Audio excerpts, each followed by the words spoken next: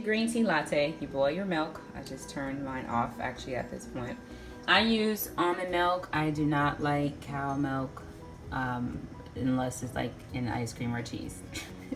Cinnamon. This is my matcha. I make it so much that I have to invest in it in bulk. So it's in here. Matcha, pure organic grade matcha. And I use coconut sugar. It's low glycemic. It's really good. It doesn't spike your sugar like other sugars do, like artificial sugars. So let's get started. Oh, duh, and we need the whisk. I need to get me a better one, but this is what I use to add. I think this is a 1 teaspoon. Ooh, that's kind of high. I actually add 2 of these because it just depends on how alert I want to be.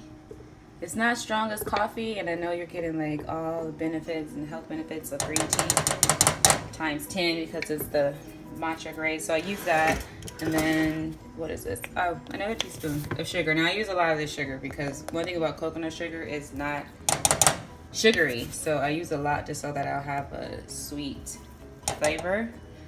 I sometimes also use coconut manna, which I don't have any today. I think that's enough. Should I do 3? I'm gonna do a little bit more. And vanilla, which is really good too, to add like another kick to it. And then let's do this. Just a couple of dashes. Maybe there's more than a couple. Whatever you like, right? It gives it like a really nice taste. So then you just whisk away until you get the foam that you want on top.